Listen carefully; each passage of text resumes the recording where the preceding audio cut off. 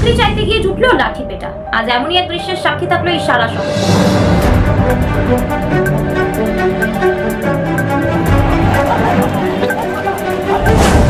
খেলা করা বন্ধ করে যদি উনি তালিকাটা প্রকাশ করেন, ওনার কাছে সব রেকর্ড আছে, তাহলে আমরা যারা যোগ্য প্রার্থীদের বাঁচানোর জন্য লড়াইয়ে ছিলাম একটা কোর্টে গিয়ে রিভিউ পিটিশন করব। অনেক হয়েছে।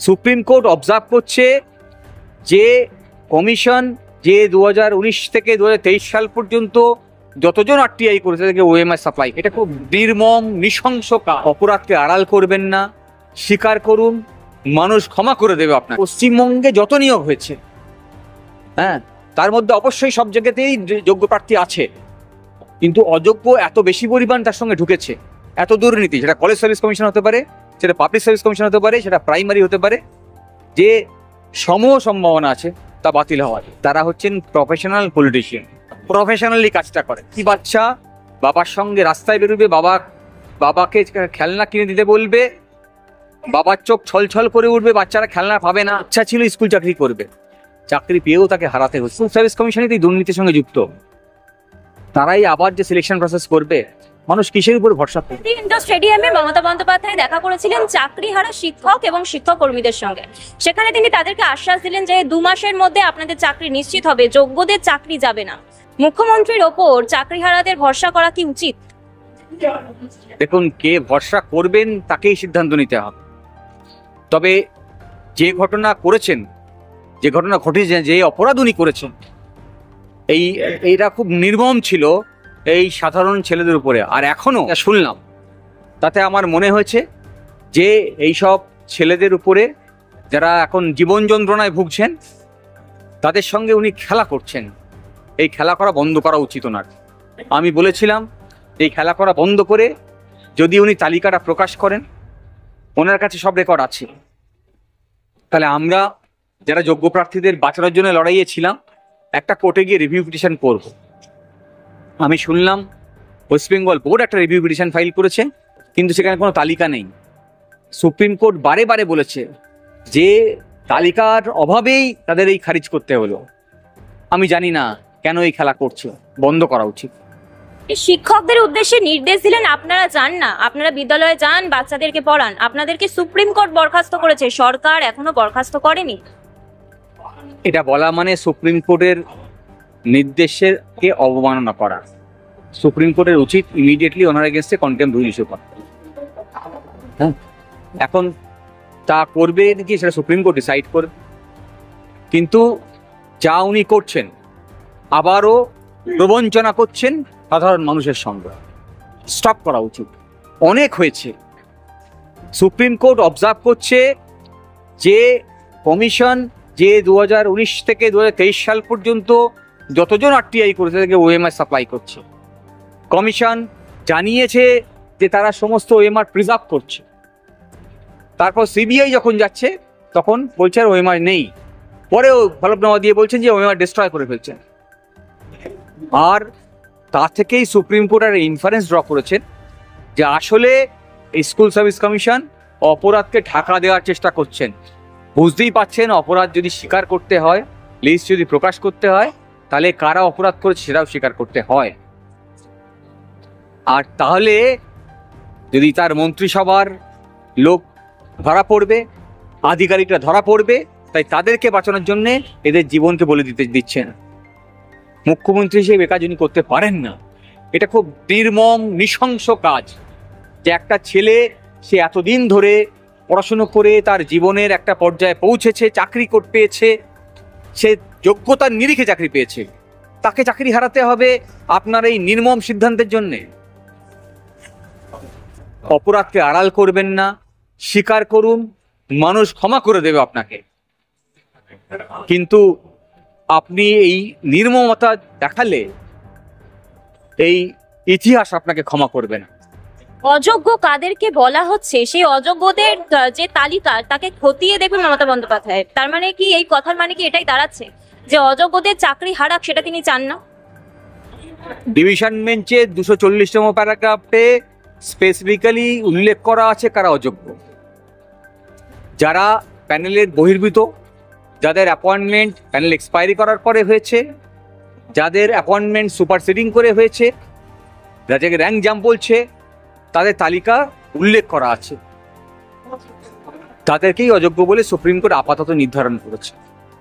ফলে স্পষ্ট, এর বাইরে যেগুলো ওএমআর ম্যানিপুলেট করেছে সেগুলো এখনো নির্ধারণ করা যায়নি। সেটা তালিকা উনি প্রকাশ করে দিলে বাকিদের বাঁচানো সম্ভব ছিল বা আজ চেষ্টা করা যেতে পারে। তিনি বলছেন যে সুপ্রিম কোর্টের কাছে আমরা যাব, ব্যাখ্যা চাইবে এবং পুনর্বিবেচনার জন্য তিনি দাবিও করবেন, তারও আইন সম্বন্ধে জ্ঞান রয়েছে। উনি সুপ্রিম কোর্টের কাছে যেতেই পারেন, সুপ্রিম কোর্টের কাছে গেলে সুপ্রিম কোর্ট তার সিদ্ধান্ত নেবেন।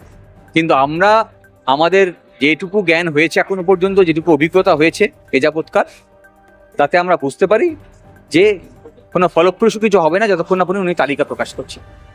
বলছেন যে আদালতের বিকল্প ভাবা রয়েছে, মানে আদালতের বিকল্প রাজ্য সরকার এভাবেই দেখবে এখন সাধারণ মানুষ। নিঃসন্দেহে রাজ্য সরকার পারে দ্রুততার সঙ্গে লিস্ট প্রকাশ করে একটা রিভিউ চাওয়া অথবা পুনরায় নিয়োগ প্রক্রিয়া শুরু করা। অন্যদিকে আবারও একটা বড় সংখ্যক মানুষের চাকরি যাওয়ার সম্ভাবনা রয়েছে প্রাথমিক ক্ষেত্রে।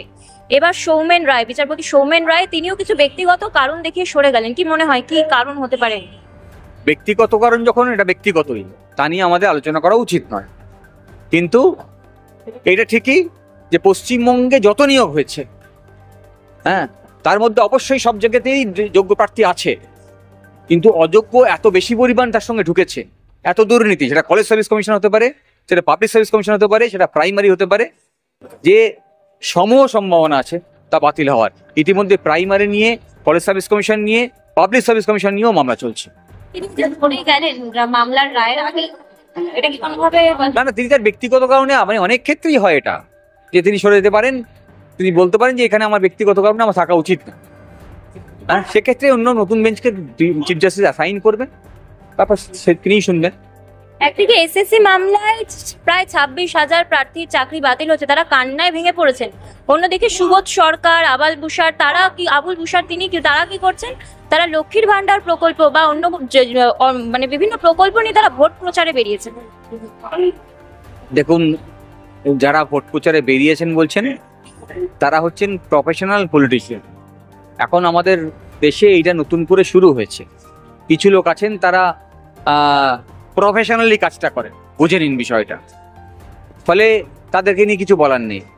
কিন্তু সত্যি তো, যারা চাকরি হারালেন তাদের কান্না, তাদের বাবা মা, তাদের যে বাচ্চাটি গতকাল বাবার সঙ্গে রাস্তায় বেরোলে খেলনাটা কিনতে পারতো, আগামীকাল বাবার সঙ্গে রাস্তায় বেরিয়ে কেন বাবা খেলনাটা কিনে দিচ্ছেন না, সেই বাচ্চারা বোঝার ক্ষমতাও রাখে না।